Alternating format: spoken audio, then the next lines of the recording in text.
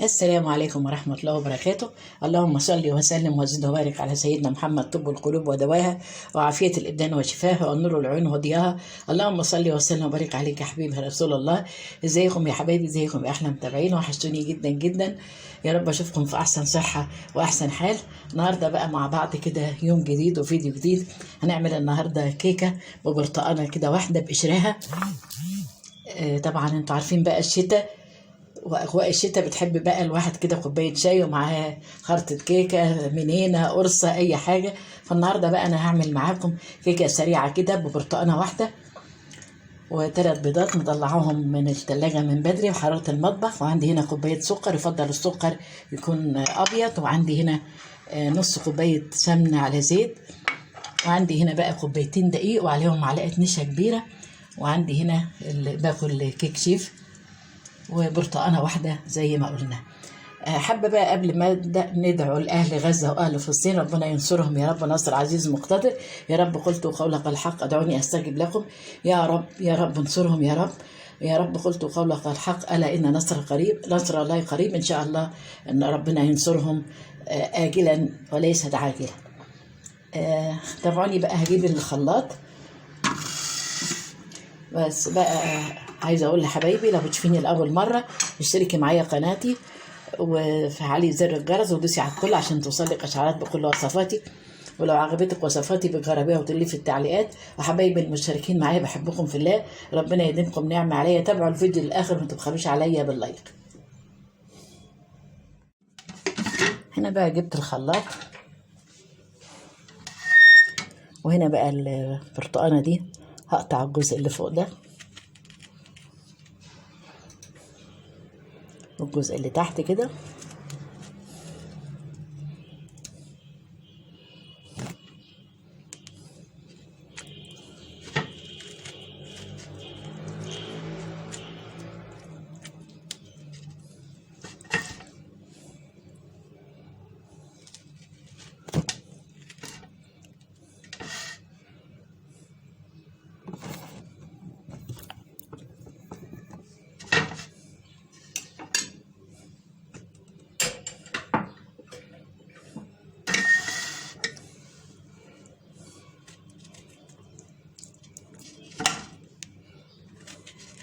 هقطعها بقى في الخلاط.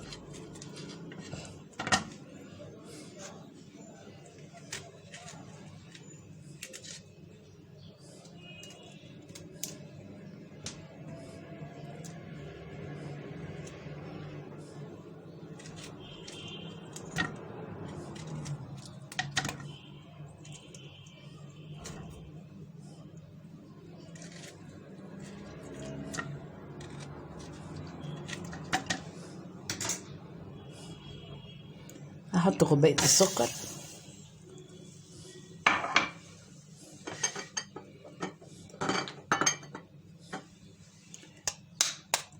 هحط الثلاث بيضات،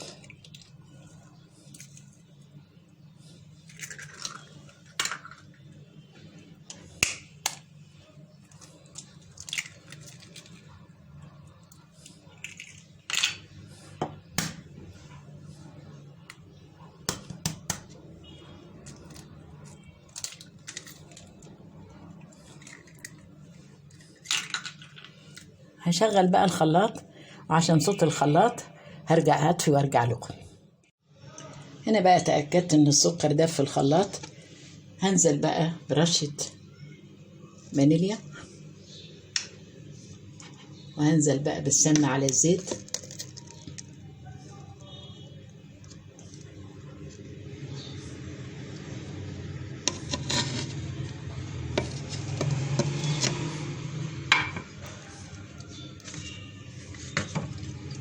وحوالي معلقة خل.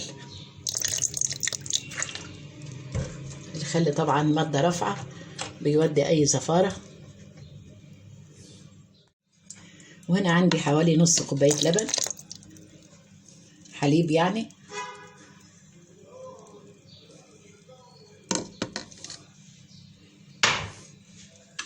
وهشغل الخلاط تاني. هنا بقى هصب الخليط اهو من الشفشق الخلاط في البولة اللي انا هعجن فيها.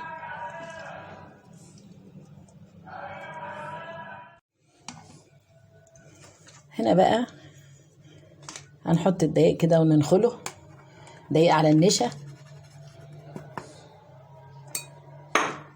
عشان يدخل هواء ونمنع بقى اي تكتلات.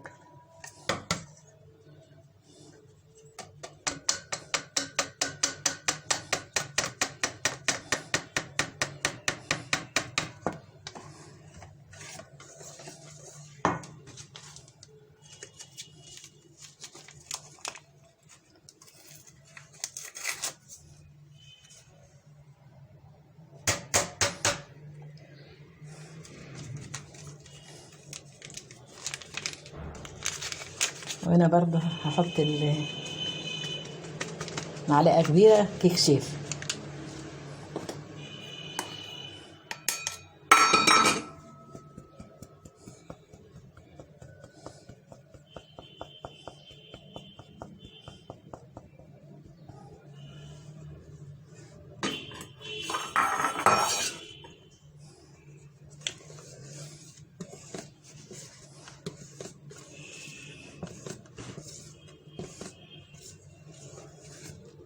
هنقلب في اتجاه واحد.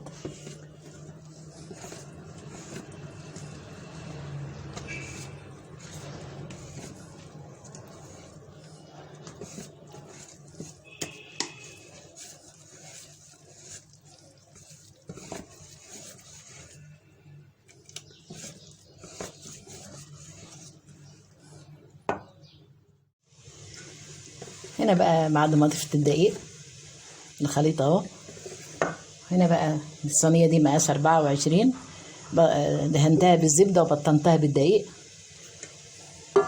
وبعدين شغلت بقى الفرن عشان يسخن على درجة حرارة 180. انزل بقى بالخليط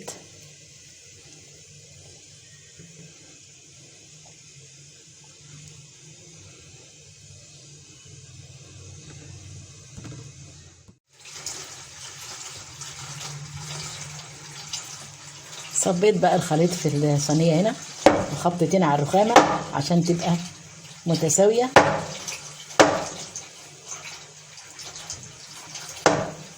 ومجرد بقى الفرن ما يسخن نسويها بقى، ما نفتحش عليه قبل نص ساعة. كده بقى الكيكة طلعت من الفرن، ده شكلها. وانا سبتها في الفرن بعد ما طفيت عليها كده 5 دقايق، ما طلعتهاش مباشرة، شوية بقى بتهدى خرجتها بقى وارجع لكم. كده بقى اهي هشة بقى وجميلة وطعمها وريحتها في منتهى الروعة والجمال. اتمنى انتوا تجربوها بطريقتي. وكده الفيديو بتاعنا النهارده انتهى، واتمنى لكم مشاهدة ممتعة، والى اللقاء في وصفة جديدة وفيديو جديد. تحياتي من قناتي، ما تبخلوش عليا باللايك، والسلام عليكم ورحمة الله وبركاته.